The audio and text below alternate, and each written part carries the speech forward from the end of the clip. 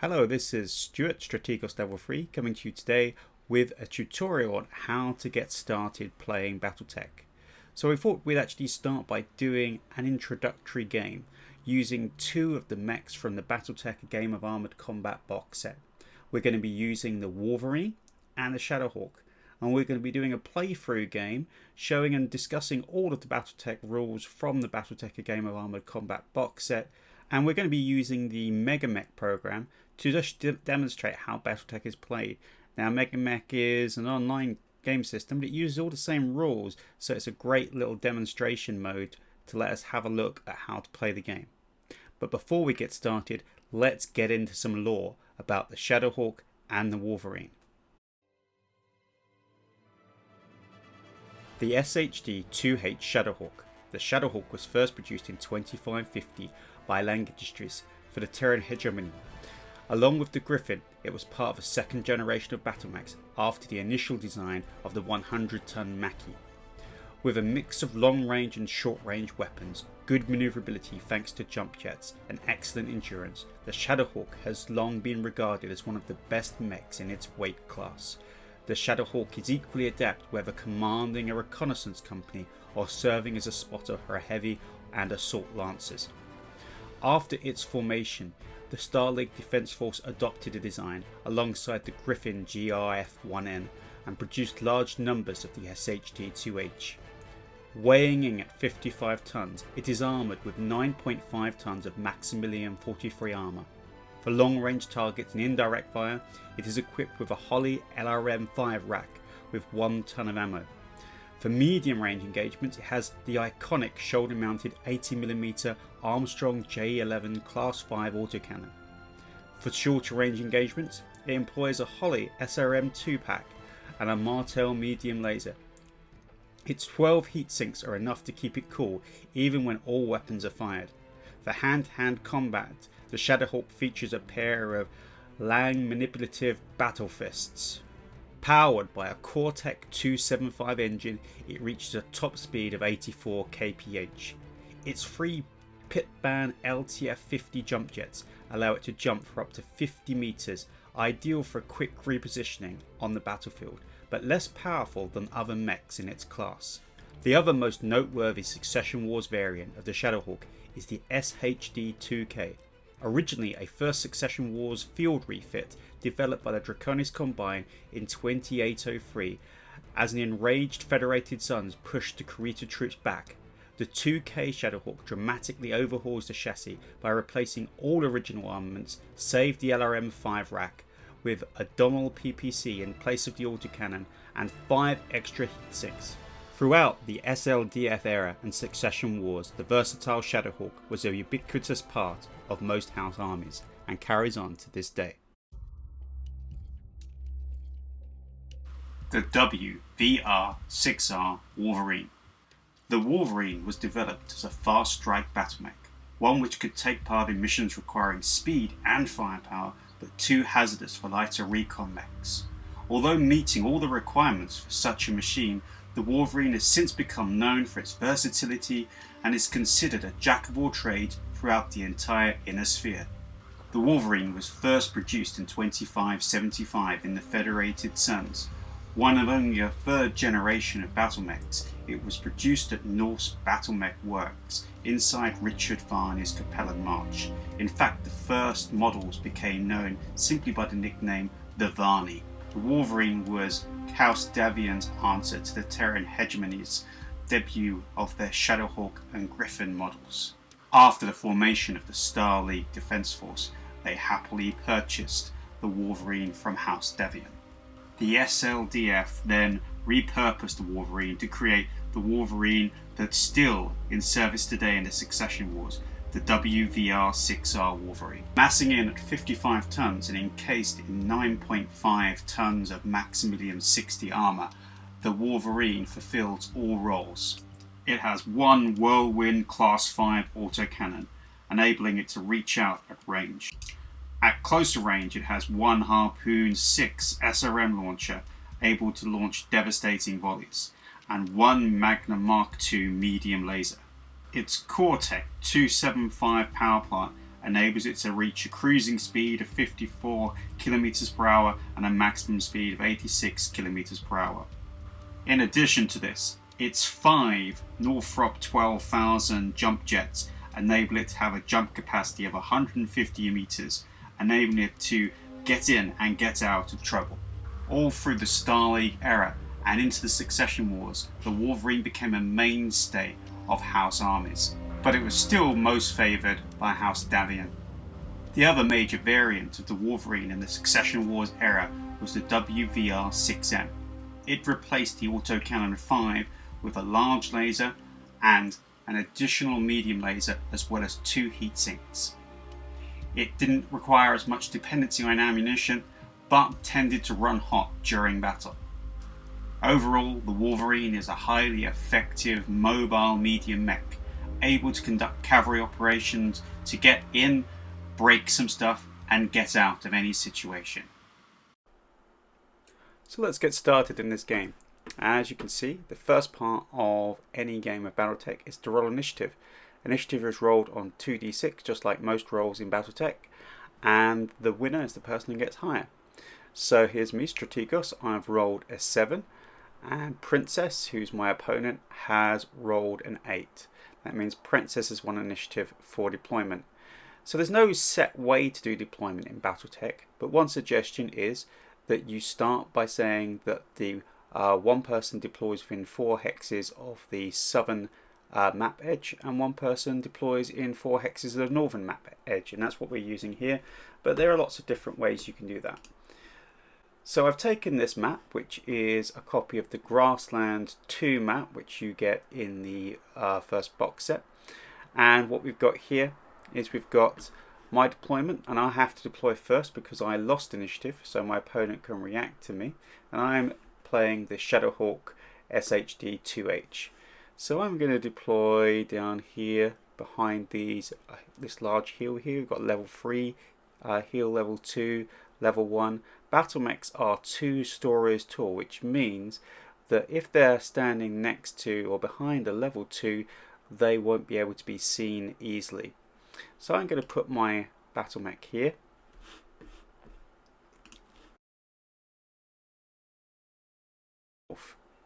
So we roll initiative again for the first turn, and this time I've won. And because I've won initiative, that means I get to move my mech second, because that gives me the tactical advantage.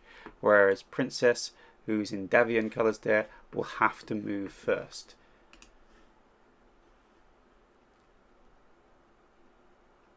So their mech has run forward quite fast, and let's run through how movement works then.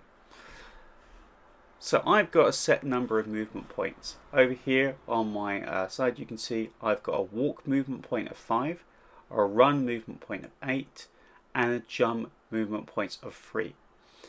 Now run is always 1.5 rounded down times walk. So 5 times 1.5 is 7.5, and it's rounded up. So 5 times 7 is 7.5 rounded up to 8, and that gives me my run movement. You always do that.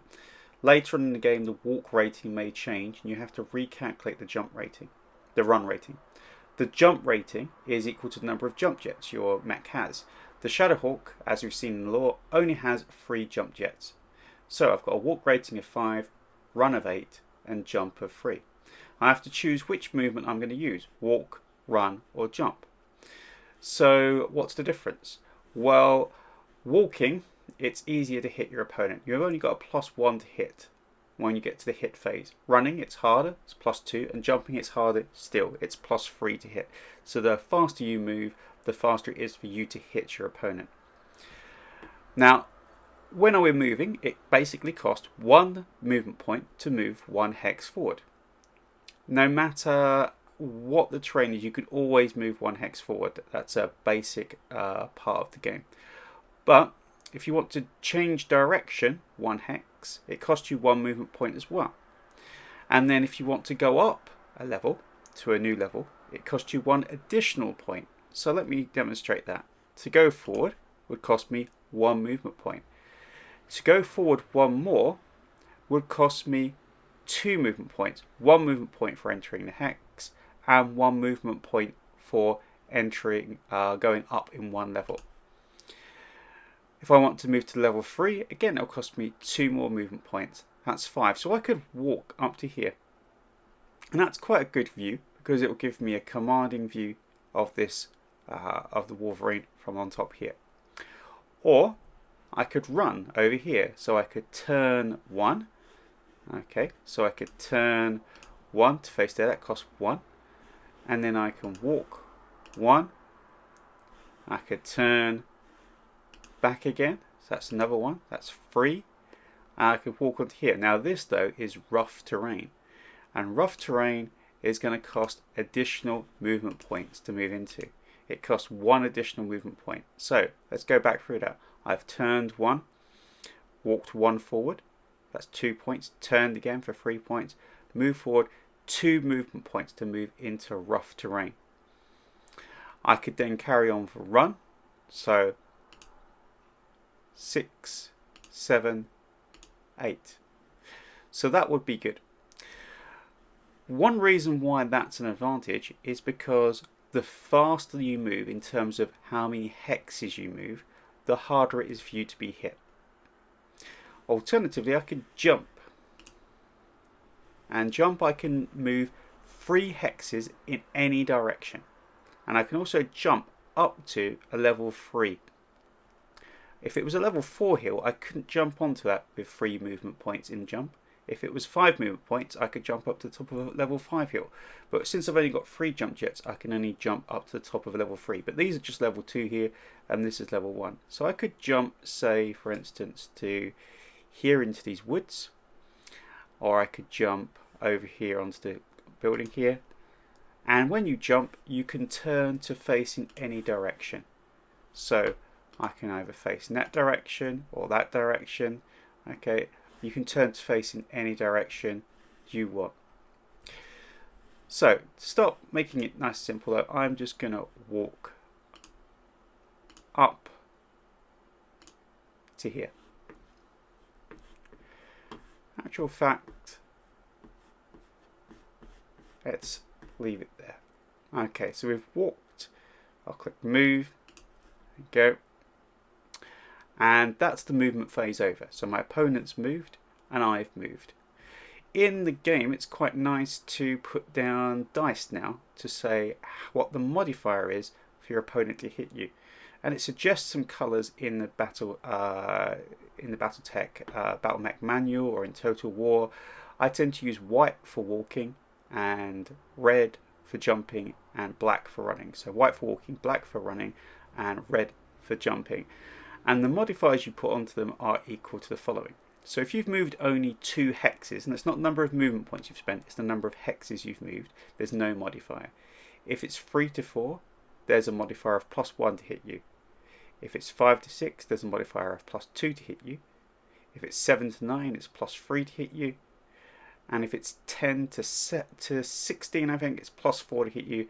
If it's 17 or more, it's +5. It's very difficult for any unit to get that high, outside of things like helicopters.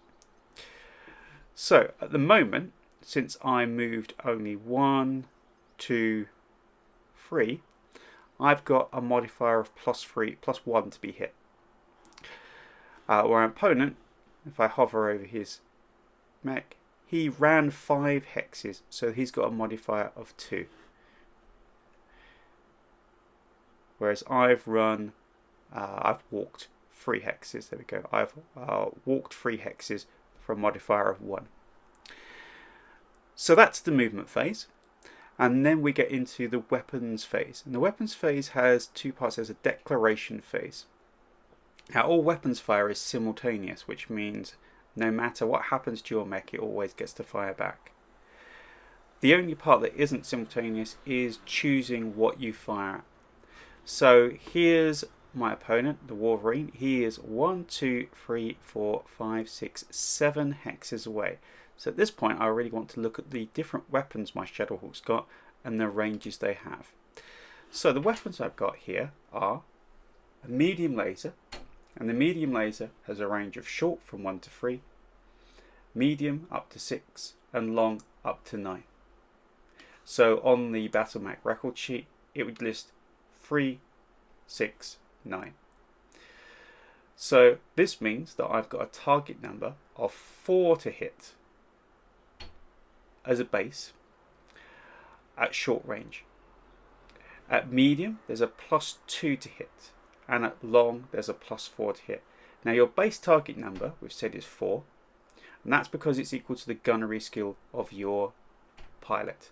Pilots have a gunnery skill of 4 to start off with, and a piloting skill of 5, because that's the basic statistics that starting mech warriors have. So I always start off with a skill of 4, and at short I'm at no modifier, medium I'm +2 to hit, long range I'm +4 to hit. Now the other modifier then is the modifier of the opponent, of your movement. So your movement, and because we walked, we get a +1. And then we look at the opponent's modifiers. The opponent now has a modifier to hit them of 2 because they ran 5, so they've got a modifier of 2 to be hit. So we've got quite a lot of different modifiers there. So we're going to choose at the moment to fire a long range missile. The long range missile here has got a range of 1 to 7 as short range, 8 to 14 medium, 15 to 21 long. So it can go across a lot of the map. It's got a base target number of 4, +1 because I moved, that's 5, +2 because my opponent moved, that's 6, 7. So we need a 7 to hit. Handily, this program gives you a little idea of percentage. That's 58.3% chance to hit. So that's the LRM5. Now my SRMs are at long range because we're 7 hexes. So I need a 4, +4 for being at long range, which is 8, +1 because of my movement, which is 9, +2 because of my opponent's movement, which is 11. So I'm not going to fire the short range missiles. Actually, we can fire them because we're going to generate some heat here, and we're going to see how much heat we generate and whether we can dissipate that, and that's part of a later phase. I've got an autocannon here. Now the autocannon's got a range of 6, 12, 18, so it's going to be in medium range. 4 to start off with, +2 for medium range is 6, +1 for my movement, 7, +2 for his movement, which is 8, 9. We need a 9 to hit. So I'm going to fire the autocannon. And then the medium laser and the SRM are going to require 11s to hit because they're at long range. Now you can see that each weapon generates a certain amount of heat. So our medium laser generates 3 points of heat. Our autocannon only produces 1 point of heat, and our long range missile has 2 points of heat, and our SRM2 has 2 points of heat. We add that up together, we get 8. 3, 4, 5, 6, 7, 8. Walking generates 1 point of heat, running generates 2 points of heat, and jumping generates as many hexes as you jumped to a minimum of 3. So if you jump 3 hexes, it generates 3 heat. If you jump 5 hexes, which the Shadowhawk can't, it would generate 5 heat. So we've generated 9 heat. We've got 12 heat sinks, which means that we get rid of 12 heat per round, which means we really don't need to worry about heat with this particular Shadowhawk variant, because you just can't heat it up unless something happens to the engine shield and you start overheating. So I'm going to click on our target, selected all the weapons now, we know what we need to hit. That's the end of the declaration phase. Next, the opponent will declare weapon fire, okay, and actually because he lost initiative, he's already declared his weapon fire, because the person who loses initiative has to declare weapon fire first. So if I hover over this, I can see that he's already declared. Let's get the right line. The Wolverine has declared an autocannon 5, needing 9s. he's declared a medium laser needing 11 and a short range missile 6-pack needing 11. So let's roll to hit with these different weapons and see what happens.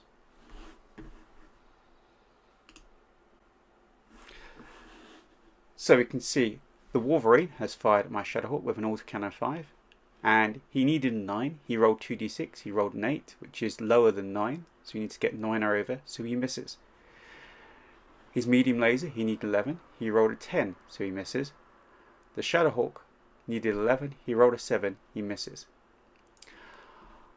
Now, let's start actually with the long range missile here for the Shadowhawk. So, long range missile 5-pack at the Wolverine.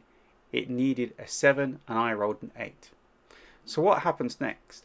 Well, when you hit with a missile system, you have to roll to see how many missiles hit. You take the pack number, so LRM5, and you look on the cluster hit table, which I'll show there, and you look down and you roll 2d6. And when you roll 2d6, okay, you see how many missiles hit. In this case, only 2 missiles out of the 5 missiles hit. Once we've hit with a weapon, we need to roll the location it causes damage. So because we are shooting at the front of the mech, we use the middle location chart, and we roll 2 dice for location. And we rolled a 6, which is the right torso. And we apply the 2 damage to the right torso by ticking off 2 of the armor boxes there. So it's gone from having 20 armor to 18 armor remaining in that location. Now LRMs are also special, that if you hit with more than 5 LRMs, which you can't do with this model because it's only LRM 5, you resolve them in groups of 5, which means you roll a hit location separately for each 5. So say for instance you hit with 12 long range missiles, you would roll for one group of 5, then you would roll the location of the next group of 5, and then the location for the final group of 2. You do not have to make a separate hit roll for each one. You just roll to hit once, and then you roll to see where they hit. The autocannon 5 does 5 points of damage. It needs a 5 to hit. I rolled a 10. For the location, we rolled a 7 and hit the central torso. So the central torso takes 5 damage and goes from 20 armor to 15 armor. The medium laser and the short range missiles miss.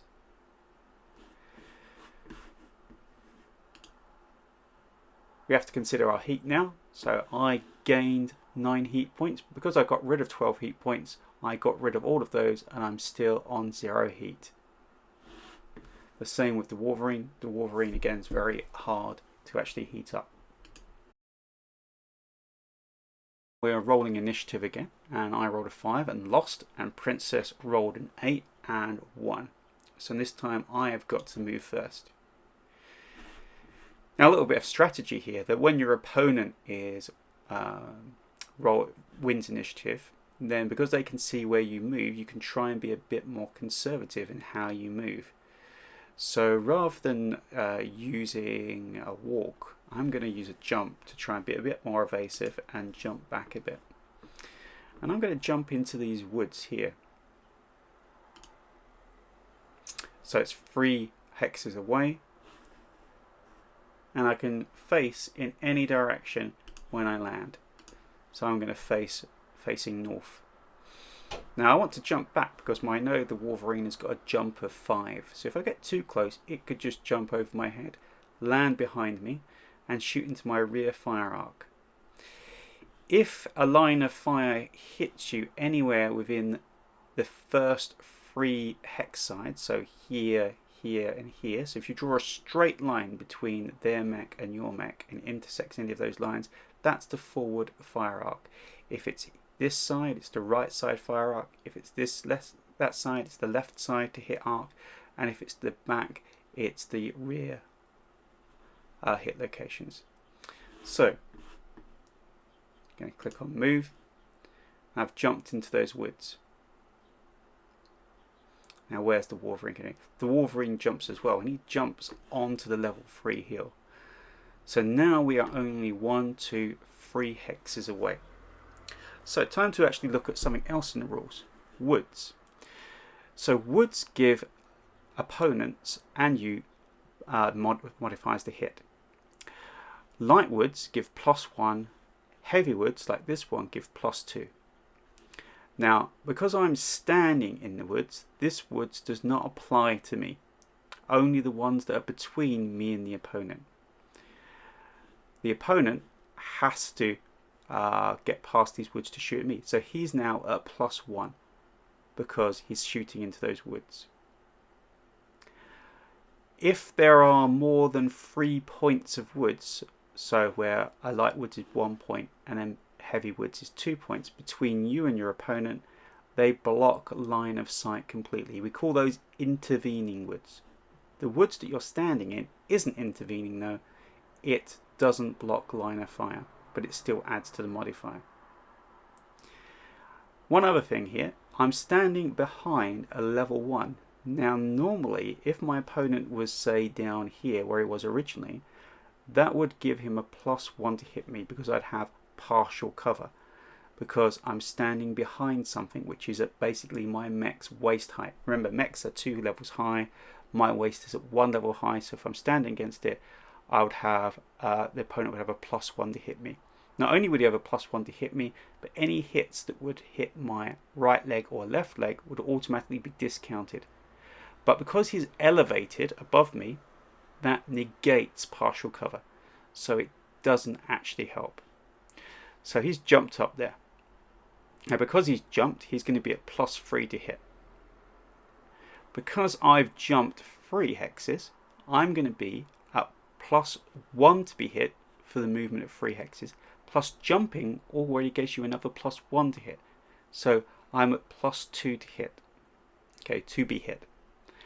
I'm in woods as well, so that gives me a +3 to be hit. So if we add that in total, we know that the Wolverine is going to be adding a +6 to all of his hit rolls.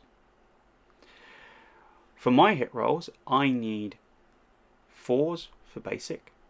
I need +3 because I jumped, so that's going to be 7s. My opponent has a modifier of 3, so that's going to be 10s. So I need a 10s to hit my opponent here.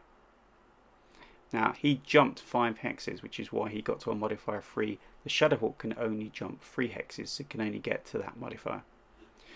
So we're going to choose what weapons we fire here, and I'm going to choose the medium laser. Medium laser is at short range, so it's going to need 10s. The autocannon here needs 11s. Now this is where we introduce another special rule about weapons. Some weapons have a minimum range. Our long range missile and our autocannon both have minimum ranges. The minimum range number, which in this case for the autocannon is 3, is the shortest it can be fired without modifiers. So for instance, if it's got a minimum range of 3, it means at 3 hexes you're at +1 to hit. At 2 hexes you'd be at +2. At 1 hex you'd be at +3 to hit. Now that's worse with long range missiles, so I'm going to fire the autocannon, but with the long range missiles are at range 6 +1, at range 5 +2, at range 3 they are +3, at range 3 they are +4, at range 2 hexes, okay, they are +5, and if you're 1 hex away they're +6 to hit. So long range missiles are really not ideal, and in this case the number is 14. Now in BattleTech, if you've got a number over 12 you just can't hit. There's no automatic hit on a 666 or automatic miss on a 22. If the number is below a 2, 2 or below, you automatically hit and you don't need to roll. If the number is above a 12, it's an automatic failure and you don't roll. So there's no point firing the long range missiles and expending the ammunition. Our short range missiles here, our short range missiles are within short range though, and short range missiles don't have a minimum range. So again, they need 10s. So we're going to fire those. Let's see if we do any better this time. So not much luck this time. Okay, so everyone misses. Needs a 10, rolls a 9, needs 11, rolls a 6, needs a 10, rolls a 6. Medium laser needs a 10, rolls a 9, 11, 9, needs a 10, rolls a 9. And that's pretty common where both mechs are jumping.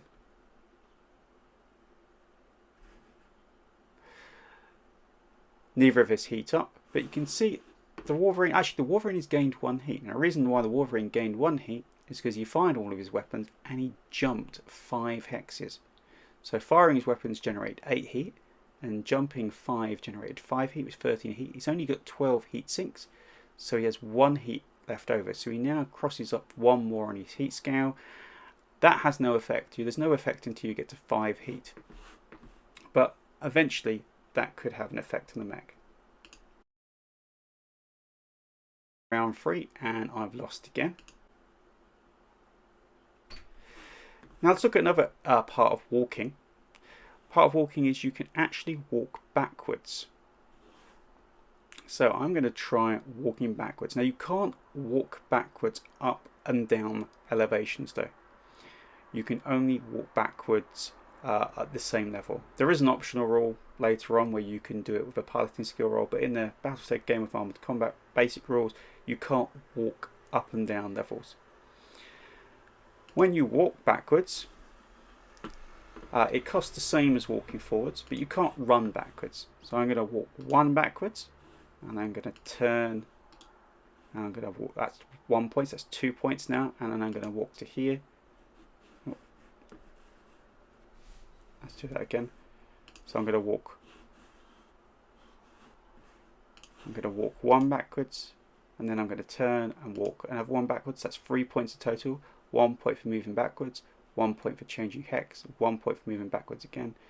And I'm going to walk back to here and back to here. I'm trying to back up here to use a bit more of my longer range weaponry, and also give me a bit more chance to maneuver this way.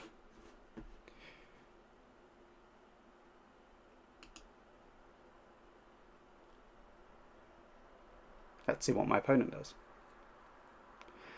Now this time, let's see what he's moved. I don't think he's jumped this time. Let's see. He ran. So he ran 4 hexes. There's only a modifier of 1 to hit. So this is actually going to be a lot easier to hit this time. I walked, so I only got a +1. He ran 4 hexes. There's only a +1.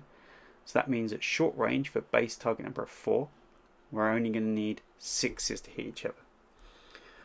For him, he ran, so he's got a +2, and I moved 5 hexes, so that's a +2. So he's going to need a total of at least 8 to hit me. So I've got the tactical advantage there.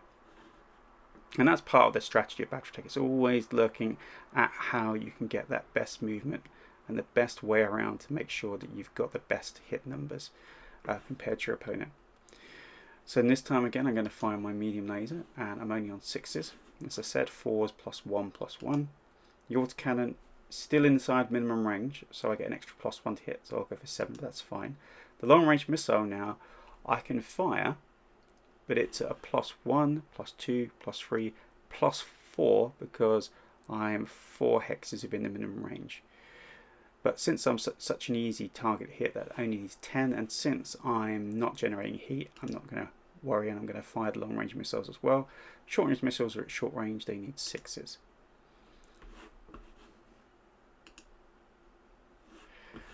And then we get to the fire phase, the resolution and damage phase, and we can see what's happened here. So the Shadowhawk medium laser has hit in the left arm.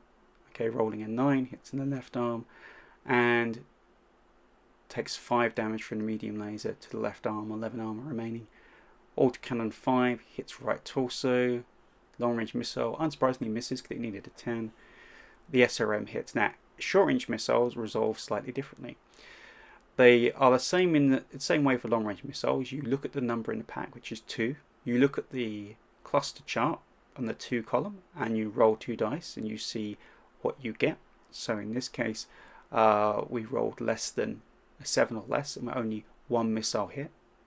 And each short range missile hits in a separate location. So if you hit with all of the short range missiles, you hit in separate locations for each one.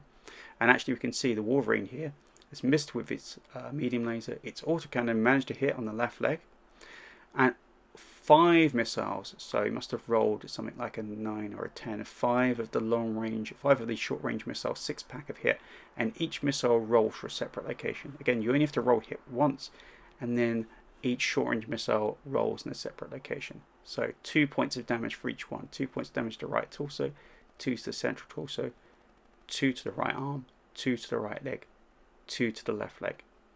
Now it's not going to happen in this game because the damage output for these mechs isn't high enough, I don't think.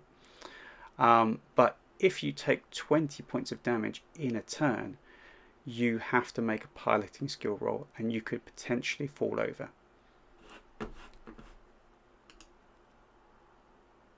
Heat scale. This time the Wolverine has only gained 10 heat, so 8 for weapons and 2 for running. So it's lost 11 heat, so it's lost that heat it had. So these two machines run very cool. There are a lot of machines, particularly those that use energy weapons, that don't run. I've lost again. So this is keeping me on the run here. So I'm going to try something different here. I'm going to go and get in behind these woods here. So I'm going to turn 1, 2 using a run, and then go 3, 4, 5, 6, turning 1 for 7, and then 8 to here. And now I've got this light woods between myself and the Wolverine, which could help. In actual fact, I might be able to actually go into those woods. Let's have a go. Yeah, 5, 6, 7, 8. We'll get to there. I'll actually be inside the woods, which will give me a bit of a defensive bonus. But you can see that's 4 hexes moved there. If I'd have moved here instead, that's 5 hexes moved. So I'd get a +1 for the movement modifier, +2 for the movement modifier instead of just a +1. So in fact, I'm going to try doing that instead to generate a higher modifier for my opponent. Now my opponent's jumped here, and he's jumped to my left side. Now that brings up another rule that happens in BattleTech. So before declaring fire, you can declare to twist the upper torso of your mech 1 hex side left or right. This is called torso twisting. So all mechs can do this, and I can either twist to the left or I can twist to the right. So I'm going to twist one facing to the left. But before I do that, let's have a look at the weapons fire arcs. So weapons that are on your torso, it's like the autocannon here, it can hit anything as you go out in a line from like northeast and northeast and northwest side, and anything in front. So that's the torso fire arc. So anything on legs or torsos can fire in that arc. If something's in an arm, like our laser here, it can fire also in the hexes which are in this kind of southeast quadrant for right arm or southwest quadrant for left arm. So even in that case, I still wouldn't be able to hit. Head, by the way, as well, is the same as torso. It's front facing. So at the moment, none of my weapons are in the fire arc to hit the Wolverine. So I do need to torso twist, and if I torso twist 1 hex side to this side, I can't get the Wolverine in my front arc still. So my autocannon's not in the front arc, my long range missiles aren't in the front arc, that isn't in the front arc, and my right arm isn't going to hit either. So even with torso twisting, I'm not able to get that Wolverine in shot. So I've been a bit outmaneuvered here, which is a good sign of play there by the opponent, and that means I can't bring any weapons to fire this turn. The opponent, though, he has run, so it's +2.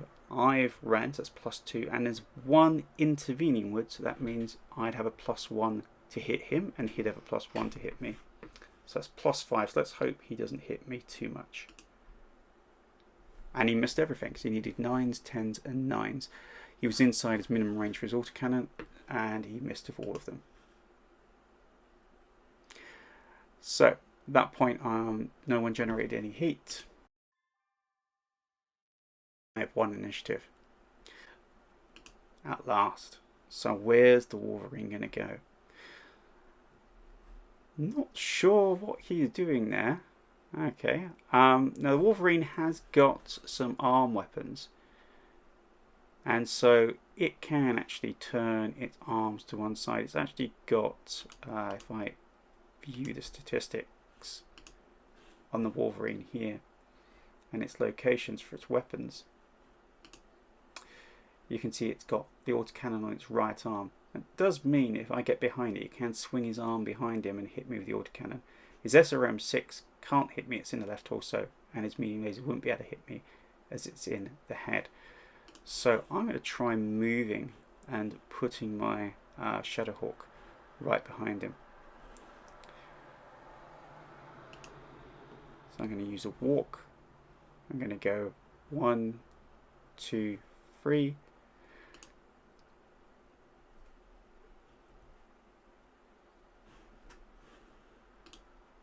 One, two, and then I'm going to turn to there.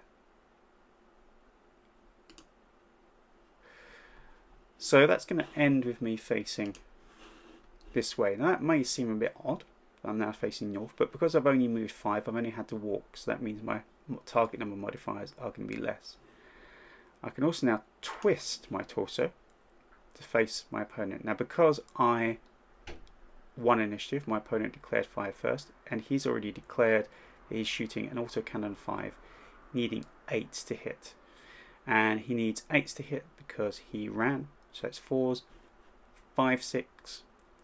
I moved 3 hexes, that's +1, so that's 7, and he's in the minimum range of the autocannon, so he needs 8. So I'm going to torso twist my torso towards him, and now he is in my fire arc. I can now fire everything with maximum decker into him. In this case, the medium laser there is going to need only a 4, 5 because I walked, 6, 7 because he moved.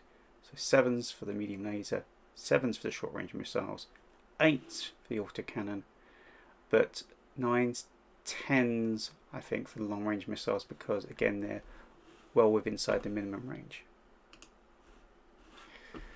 Now when you hit in the rear, if you roll on the rear central torso, rear right torso, rear left torso, you use the rear armor.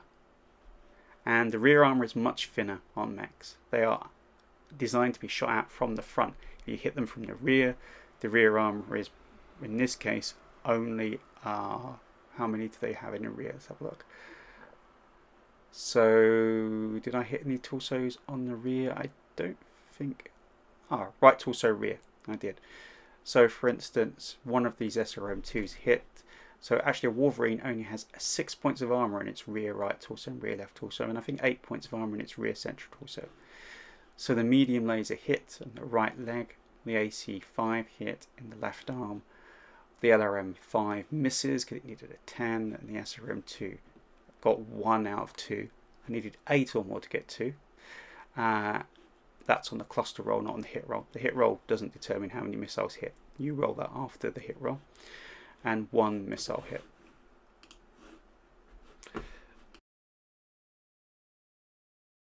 For the lost initiative. So this time again I'm backing up. I'm going to try and be a bit more evasive, and I'm going to try running and getting up into the hills there.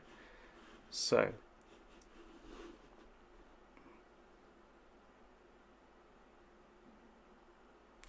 1, 2, 3, 4, 5. So that would be 8, but I'd be facing the wrong direction, so that wouldn't be a good idea. So it's 5 movement points to there. But I think I want to keep my distance in this direction, so let's go this way. 5 movement points to there. Let's go stand on the bridge.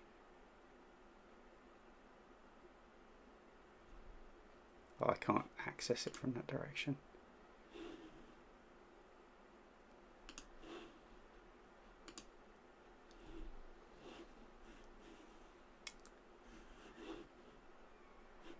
So let's run 5 to here, and we're going to turn 1, 2 points that way.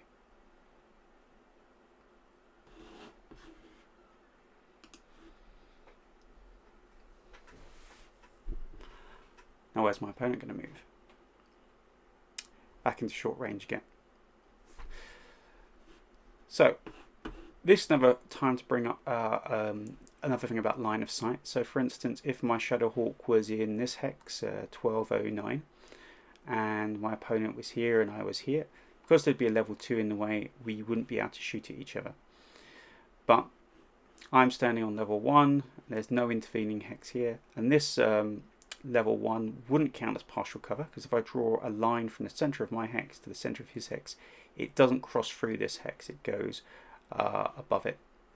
Also, I'm elevated, so he wouldn't benefit from partial cover either. So in this case, he ran, and so he ran 5 hexes, so I've got a +2 to hit him, and I ran, so I've got a +2. So let's fire off everything.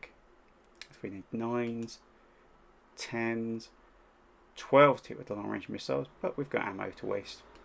1 ton of long range missile 5 ammo is 24 shots after all. And SRM2 ammo, you get 50 shots per ton. So lots and lots of ammo here, which can be bad, which we might see later. Lots of hits in this time. So the Shadow Hawk only hit with 1 SRM2. Not good. But the Wolverine has done a number. So time to bring up the head hit. Heads don't have a lot of armor. You need a double 6 to hit the head. And if you hit with it on a headshot, the pilot automatically takes 1 point of damage. Now mech warriors can take up to 6 points of damage before they die. And each time they take a point of damage, as soon as they take that point of damage, they have to roll a consciousness roll. 1 point of damage is 3, 2 points of damage is 5, 3 is 7, 4 is 10, 5 is 11, and 12 is dead. So, because I've taken a hit to the head, I've gone down from 9 armor to 4 armor, and my pilot here has taken 1 damage. He has to roll greater than 3 to stay conscious. He rolls an 8. He's successful. If you do fall unconscious, you can check to see whether you wake up at the end of each round. But while your mech is unconscious, it is immobile. Immobile targets aren't moving at all, and so they're a -4 to be hit. Also, if your mech is immobile and is forced to make a piloting skill roll because it, say, takes 20 points damage, it automatically fails. Now we've got the autocannon missed and the short range missiles hit in a variety of different locations. Short range missiles are really good in the later game because they hit in lots of different locations, which means they've got more chances of finding critical hits, which we'll talk about in a minute.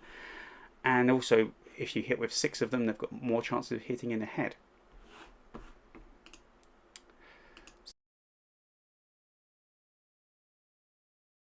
Not as good as I'd hoped, but that's BattleTech for you.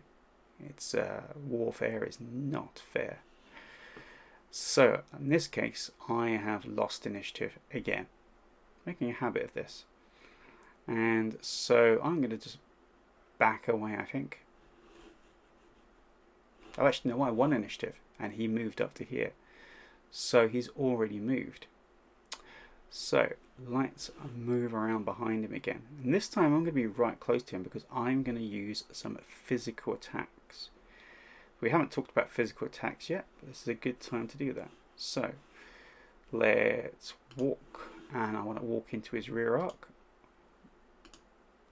and I want to turn. Now I want to use a punch attack. Now punch attacks, you can make 2 punches in 1 turn, 1 from each arm. The physical attack phase happens after the weapon attack phase. So we'll do the weapon attack phase first, but you can't use a punch from an arm that's had that you've used weapons fire from.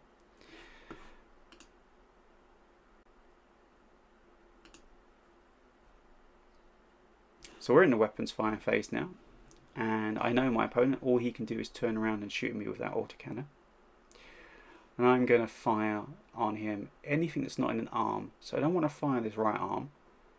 The left torso here I can fire, but I'm within 3 inside the minimum range. That's a +3 to hit with the autocannon, but that still only needs a 9. So let's go for that. The long range missile needs a 12. I might as well fire it. I've got the ammunition. The short range missile, it needs only a 6 because we're 4, +1 because I walked, +1 because he moved he jumped 2 hexes, which means no movement modifier, but +1 because he jumped. So I'm not going to fire the medium laser because I want to keep my right arm free for punching. And let's see how that goes. Again, this is the rear armor. So the Wolverine turns and fires he torso twists and he fires his autocannon 5 with his arm, misses, and I miss with my autocannon, miss with long range missiles of course. Short range missile, again, only 1 hits. Bit of a defective pack this, but now I get to punch. So when we punch, we do a damage equal to our tonnage divided by 10, rounded up. So the tonnage of a Shadowhawk is 55, divided by 10 is 5.5, rounded up is 6. You can punch in any of the forward 3 points here. You can punch in this hex here, the south west side with the right arm, or the southeast side with the right arm, with those particular arms. Or you could torso twist as well and even punch someone behind you with 1 arm. Now, something that's complicated this is he's standing on a level 1 and I'm standing on a level 0, which means when I punch him, rather than hitting on the punch location chart, which would be only these upper torso, I'm going to hit on the legs instead. So I'm going to punch, and I'm going to punch with both arms. So that to hit number for the punch is always equal to the piloting skill, which is 5, and then +1 for my movement, +1 for his movement. So I need 7s to hit with each arm. And I've hit with both arms, and when I hit I roll 1d6 and on the leg table, and I've hit both on the left leg, so rolling 4 to 6. So we do 6 damage for each. He's down to 2 armor in that left leg. No one heats up. Physical attacks don't generate any extra heat. And so now this is really having him on the run now. Now what's he going to do? He's jumped back there. And I'm just going to keep moving behind his rear arc. So I'm going to just turn around to face behind him. And again, this time I'm going to fire my medium laser. I'm going to fire my autocannon long range missiles, which need 12s, and short range missiles. But I'm going to kick him. Now, you can't kick and punch in the same turn. But you can kick with just 1 leg. But kicks do a lot more damage, but have a side effect, and we'll show that in a minute. So let's do the weapons fire phase. And again, he's torso twist. You can see his torso twist here to his turn his one facing to the right, and used his right arm autocannon to try and shoot me. And he's missed with his autocannon. I've missed with the medium laser autocannon, and both short range missiles hit this time. Left arm is looking really ropey. And now I get to kick.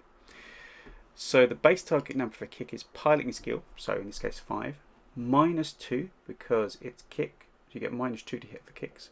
So it's a 3. +1 because I walked. Okay. And plus 1 because of my note. The moment opponent hasn't got any movement modifiers at all, so it's just +1. So if I click on kick, base target number to hit is 5. 3 base +1 the attacker walked. Oh, the target jumped 1. So I only need 5s to hit. The damage is tonnage divided by 5, so rounded up. So 55 divided by 5, rounding up, is 11. When you kick, if you are unsuccessful, you have to make a piloting skill roll or fall over. If your opponent gets hit, though, he has to make a piloting skill or fall over. So let's see what happens here. So one of us could fall over here because of this. So the kick succeeds. So I rolled a 12. Brilliant. When I needed a 5 to hit. I hit the left leg again. It was already damaged. I did 11 points of damage. So I destroyed the last 2 points of armor. And then I went into the internal structure. So the internal structure is the diagram below. And I've caused another 9 damage to the internal structure, taking it down to 4 remaining. Now when you go through to the internal structure with any attack, you roll for a critical hit. You roll 2d6. On 2 to 7 there's no effect.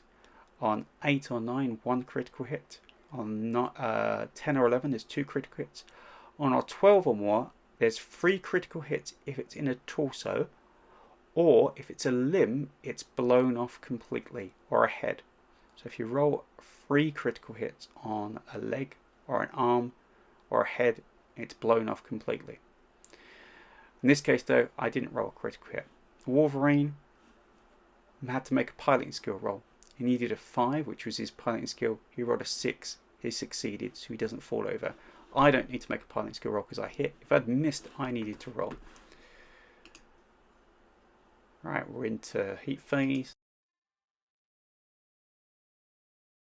So I need to back up a bit now because I don't want him getting behind me. So I'm going to back up now as far as I can.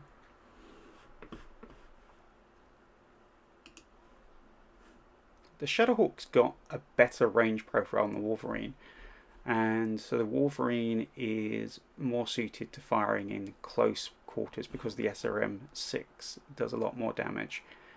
Other than that, they're quite balanced, but the Shadowhawk's just got that slight edge of being better at long range, but that slight weakness of only being able to jump 3, whereas the Wolverine can jump 5. So basic weapons fire here. In this case I only walked, so I only have a +1. My opponent here, what did he do? He ran 5 hexes, so the mod of 2. So I need +3 to hit him. So I'm going to hit him with the medium laser, the AC5, which is a +2 because it's in the minimum range.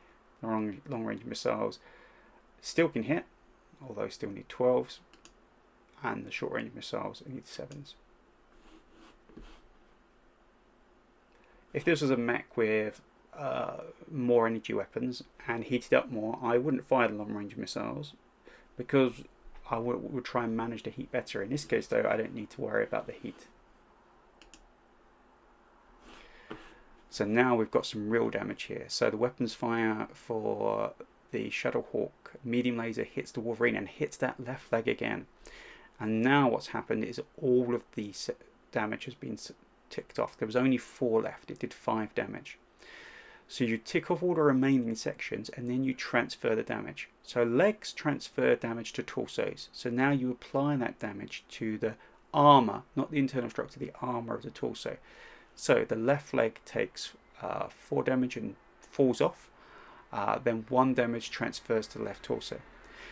Now you roll for the critical hits on the left leg, and you only really matters to roll them if there's ammunition. Otherwise, you don't really roll them.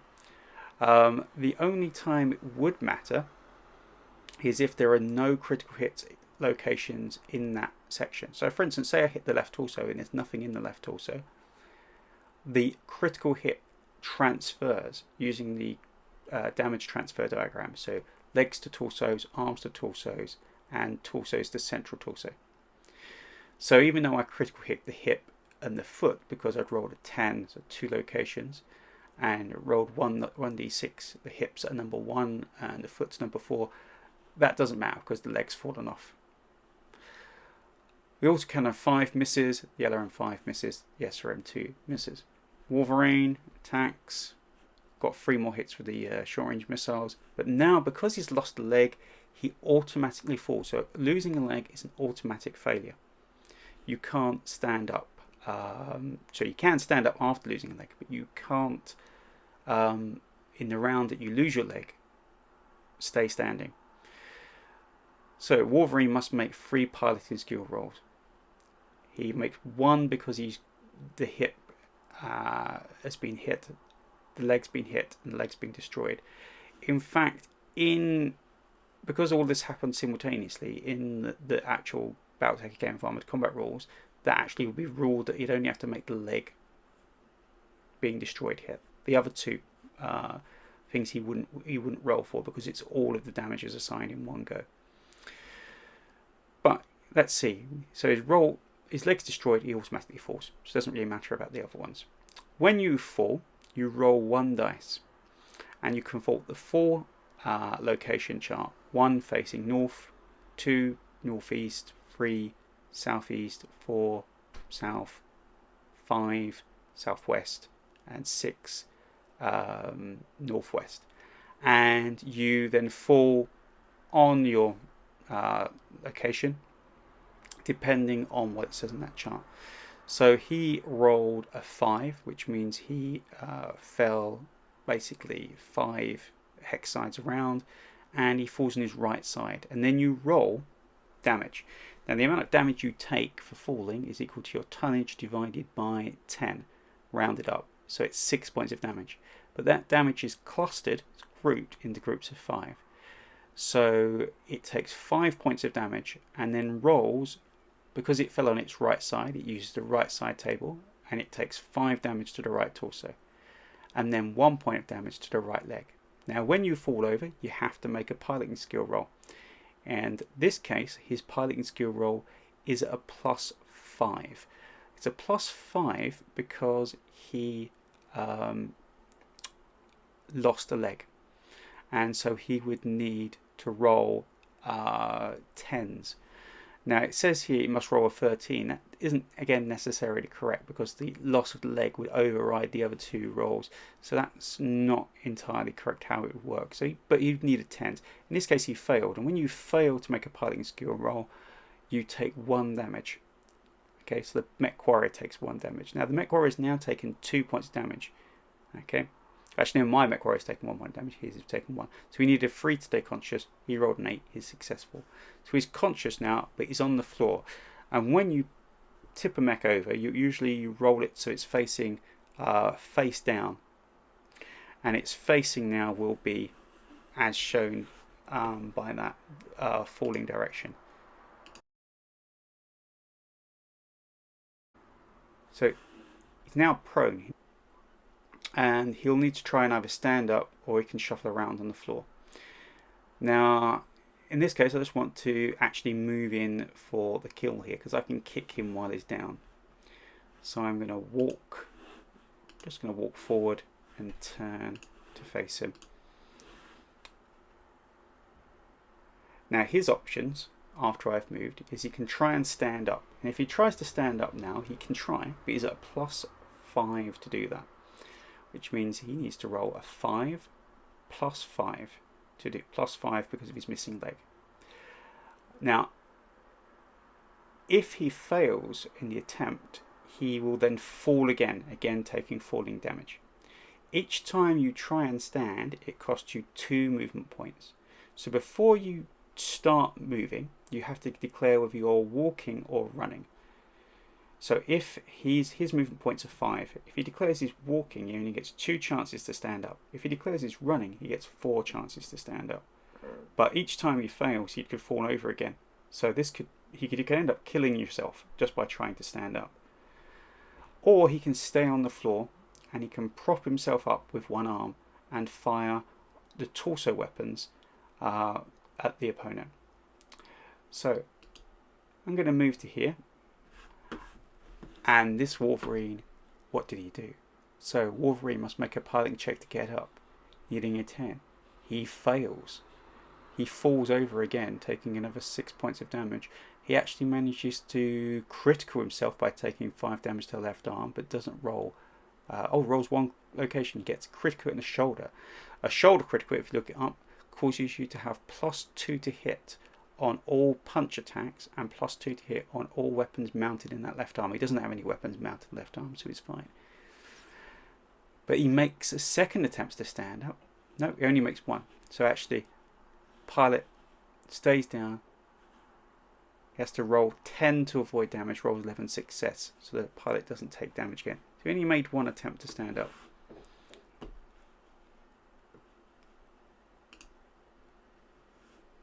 And this time now, he's facing forward because he fell in that direction. So, another modifier here, if you've got an opponent who is prone next to you, you get a -2 to hit. If he's prone and is more than 1 hex away, then you get a +1 to hit. So it's actually harder to hit people that are prone if they're further away from you, but easier to hit them if they're directly in front of you. So this is going to make these shots very easy. So the medium laser now, it needs 4s, 5s because I moved. He didn't move anything appreciable, so it's 5s, -2 because he's next to me. So it's going to need 3s to hit. Remember, if it's 2 or below, it's an automatic hit. You don't need to roll. So this is going to end very quickly, hopefully. So we're going to fire the medium laser, the autocannon, +1 because it's at short range. Long range missiles, why not? They're at +6, but I only needed a 3 to hit. 3 + 6 is 9. And the short range missile. Now because he's prone in front of me, he's on level 1. And so I can't punch him. So I can fire my arm weapons, but I can kick him. So let's fire all the weapons here. And if he's still alive at the end of this, we'll give him a kick as well. Because he's prone and facing this direction, this is still in his front fire arc. I could have moved around to 1204 facing that way and shot him again in the rear to make the attacks against the rear armor.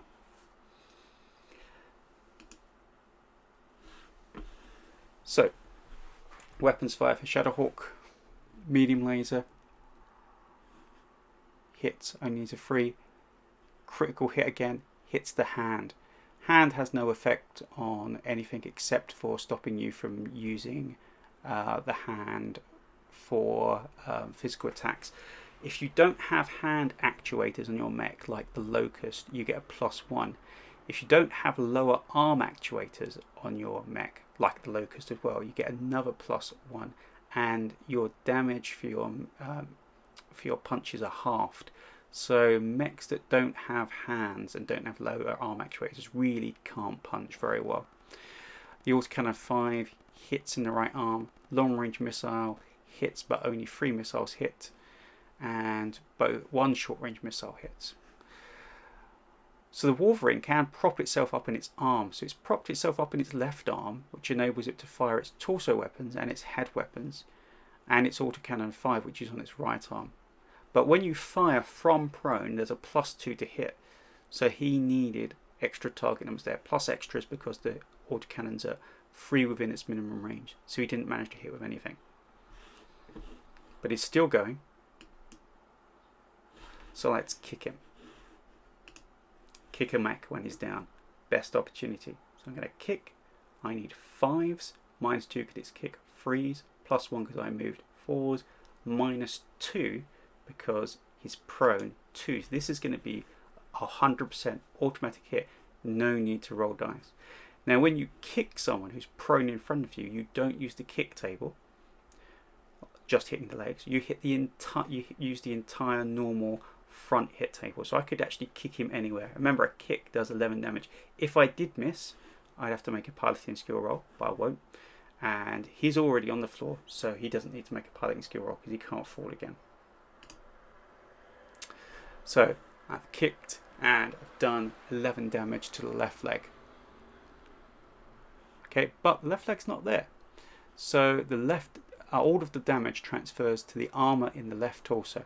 So it's 11 damage to the left torso, and there's still 6 armor remaining.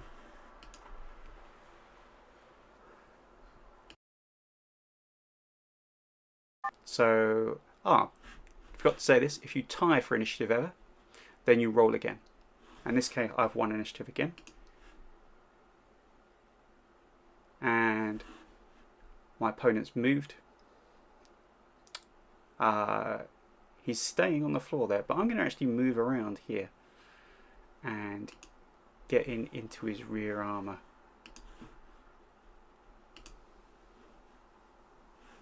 And I don't want to turn 2 because that will cause me to run, so that's 1 to torso twist, 1 to move to here, 1 to move the hex side, 1 to move to there, and then 1 to turn to this facing here. So let's do that again.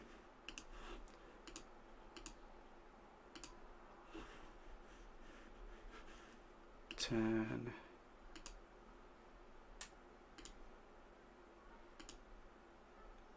I don't want to seem to work.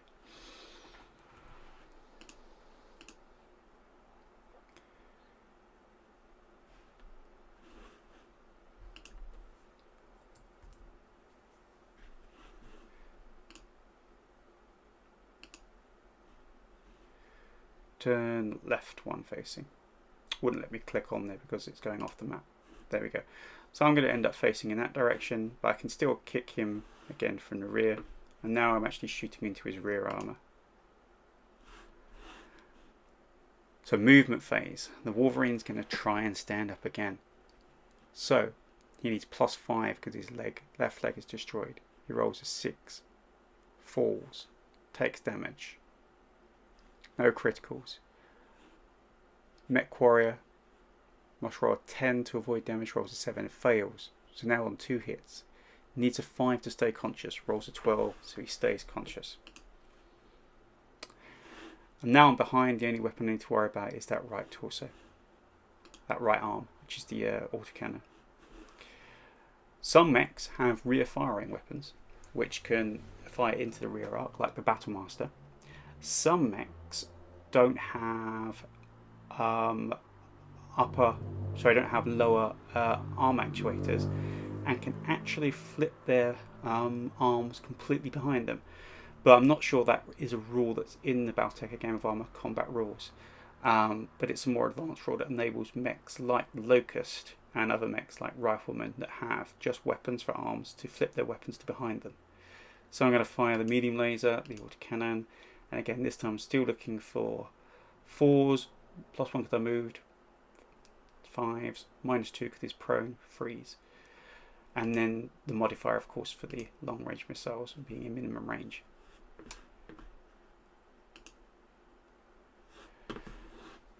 Again, lots of damage going on here.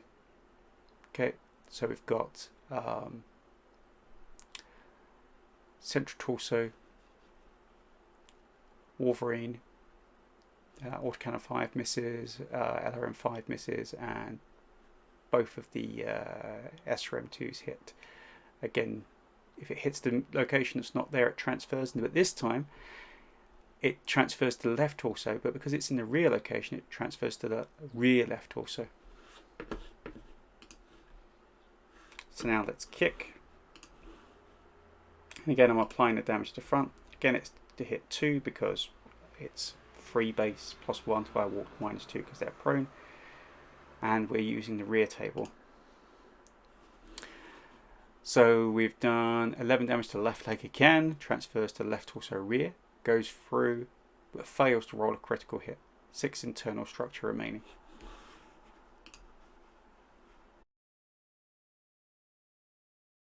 I've lost initiative this time. But because he's got so few movement points and it's so hard for him to stand up, I'm just going to stay where I am.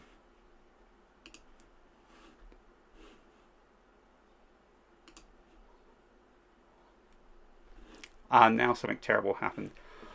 The Wolverine's tried to stand up. It's failed. It's fallen. He's tried to make his piloting skill roll for falling. He's taken another damage. He needs a 7 more to stay conscious. He rolled a 6. He blacked out. Now his mech is immobile. So not only is it prone, -2 to hit, I've actually got a -4 to hit because it's immobile. So now everything's going to hit automatically. Even those LRMs need a -6. And the LRMs need 4s, -6. +6, so they need 4s to hit. And you can see these numbers are getting like -2, which means just automatic hit. Now there are optional rules for aimed shots, which we're not going to look at, but that's something in the more advanced rules in Total War. So again, pummeling this now unconscious poor Wolverine. Anything more interesting here? So we've hit the left arm and destroyed the left arm. So when a section is destroyed, all weapons in that section are destroyed as well. There's no weapons in the left arm though. We've transferred to the left arm and transferred to the left torso, because arms transferred to torso. It's only got 3 internal structure remaining, but no critical hit. Now I'd really love to see a left torso critical hit, because that's, I think, where he stores his ammunition. If you hit on the ammunition, every single round of ammunition explodes, and that is devastating. For mechs in the 30-25 introductory era, that basically, unless you've fired all your weapons, that means that you are going to blow up in a pillar of fire.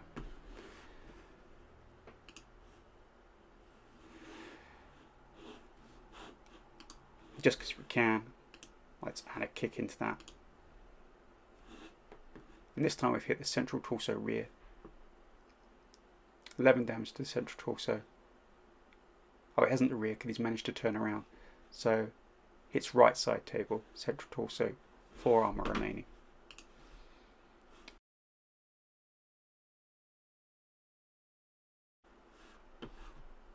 Lost initiative again.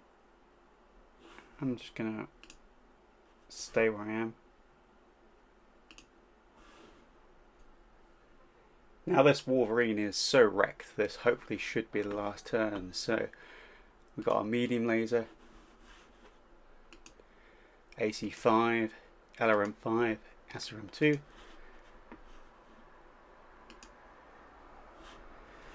Now I've got some really interesting critical hits here. So the medium laser has hit the central torso. It's destroyed the armor, gone to internal structures. Rolled a 10, so got 2 critical hits. Now the central torso has 2 tables. The first table and second table, you roll 1 dice. If you get 1 to 3, you roll on the first table. 4 to 6, you roll on the second table. It's got 2 special locations, engine and gyro. Now the first one, engine, if you take 1 hit to an engine, that's the shielding damage on your engine. You have +5 heat every turn. 2 hits to the engine, that means the shielding is even more damaged. It's +10 heat per turn. 3 hits to the engine, and the engine just shuts down. That mech is destroyed. It's out of the game. The gyro, there are 2 gyro locations. The first time you hit the gyro is damaged. Now that causes a number of consequences. 1, you get you have to make a piloting skill roll straight away, and you have a +3 roll to all targeting, all numbers for piloting skills. So this mech that's on the floor needing a +5 to stand up because it's missing a leg needs another +3 because the gyro, that's a +8. It cannot stand up anymore. If you hit the second gyro, the gyro is destroyed and the mech cannot stand up at all. It basically has got no balance. So the gyro is all about the balance. Also, if you don't have a gyro, if you kick, you have to make a piloting skill roll. If you try and run, you have to make a piloting skill roll. It's generally really bad. AC5 and LRM misses. SRM2 hits, doesn't do any critical hits though. It's still there, but if I got more hits on that central torso, or got 2 more engine hits, that would destroy the mech. So let's go for our kick. Again, this really is kicking a mech when it's down. We hit the right leg, goes to internal structure. And again, let's see whether they wake up. No, need a 10 to wake up because they've taken 4 points of damage at this point. Rolls a 6, stays unconscious.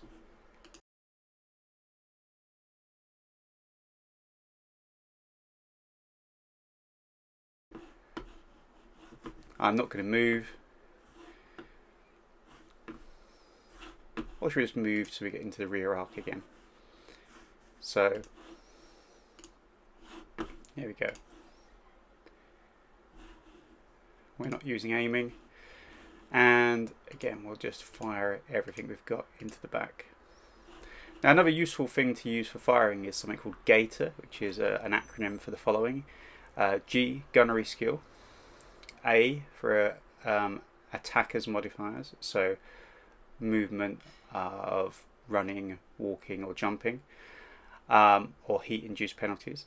The T for targets movement modifiers, and then O for other modifiers such as intervening terrain, intervening woods, partial cover, and then R for range. And the reason you do range last is because when you're shooting at one target, all of your modifiers are going to be the same except for range. The range is the only thing that's going to change, which is going to be based on the weapon you're firing. So work out your target numbers based on your modifier, the attacker's modifier, intervening line of sight modifiers, and then only do the range last. And it's still there. Critical hit on the right torso. This time we've hit a heat sink. Now that's quite important because if you critical hit a heat sink, you destroy that heat sink. You tick off one of the heat sinks, and now the mech dissipates one less heat per turn. Every mech gets a certain number of heat sinks for free, which are on the engine and can't be critted. They are effectively critted by the engine. In this case we've got left torso destroyed, transfers to central torso. In this case we've got a case of damage hitting left torso, takes 5 damage to left torso, 2 damage go through. There's a critical hit to left torso with no effect, but the Wolverine then takes 2 damage to the central torso and the armor is destroyed. And we roll a crit 2 locations again, 1 a jump jet. If you hit on a jump jet, your jump capacity is reduced by 1. So you can jump as many of the jump jets as you have. Critical in the engines. Now this mech's heating up 10 a turn now. Long range missile. Critical hit on the central torso again. Only 12 structure left. 10 structure left from short range missile. Again, no critical. So these criticals can soon start adding up once you start getting internal. SRMs as well, particularly because they're doing 2 points of damage each time. They're not doing a lot of damage, but they are doing so many chances at criticals. And again, I'm going to kick. And now we're destroyed. So basically, we've critical hit on the right torso. And this is a really interesting one because what's happened here is 1 damage has been done to the central torso rear. Okay. And we roll a critical hit, but there's nothing in the right torso at all. So when you roll the critical hit, it transfers to the central torso because there's no location there to critical. So that goes to central torso and it hits the engine. And then the whole mech is now destroyed by engine destruction. It doesn't go up as a pillar of fire. There are optional rules about that, but in the basic rules, it's a fusion reactor, so when you destroy it, it just shuts down. One important thing to say about criticals, when you roll criticals, if you roll the exact same number again, you can't roll the same number twice. So each time, if you roll the same number again, you have to roll again. There are some locations that just say roll again, so if you hit them you have to roll again. Sometimes it means when you're rolling for criticals you can have to roll several times before you actually hit something, but you do just keep rolling until you actually hit something. Unless of course there is nothing in that location at all, which only really happens in the arms and torsos. If there's nothing in those, well actually only in the torso really, in the left or right torso, because the arms always have shoulder and upper arm actuator. If there's nothing left in that location, then it transfers. We also got a second hit on the standard gyro, so this mech is truly gone. It's lost both gyros, it's lost 3 engines. So that's the game over, the mech defeated. There are optional rules to playing to critical damage, which can speed up the game slightly, which means that you consider a mech crippled and the pilot basically withdraws or ejects when he's taken internal damage to 3 limbs, or has taken internal damage to 2 torsos, or has lost a torso, or has lost all usable weapons, or the pilot has taken 4 points of damage. So all of those can speed up the game. But what we've seen here is just an example of a 1 versus 1 game, and initiative in the 1 versus 1 game is really important. In a full kind of 4 versus 4 game where you have a whole lance versus a whole lance, the effects of initiative even out a bit more, because you take it in turns moving. So you move one mech, they move one mech, you move one mech. So it becomes a little bit more easy. But in a 1 versus 1 game, winning and losing initiative can be really important. So that's the end of that. If I click done, it'll give me the victory screen.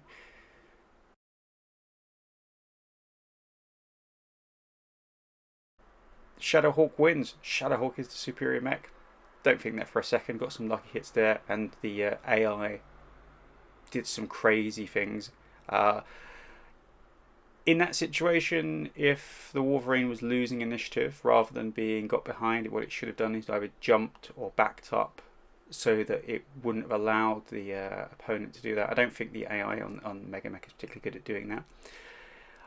So I'm going to leave that there. In the future, hopefully I'm going to try and do a live demo using Zoom to try and actually do a dual board setup where me and an opponent are playing the same setup, just to see it done with physical models. But hopefully that's helped everyone get an introduction to the rules. There are a few minor differences between Mega Mech and the Game of Armoured Combat rules, but more or less that's a really good way to see how to play the first game. And have a go, that's a good matchup. Have a go with the Wolverine versus the Shadowhawk as a great way to get started.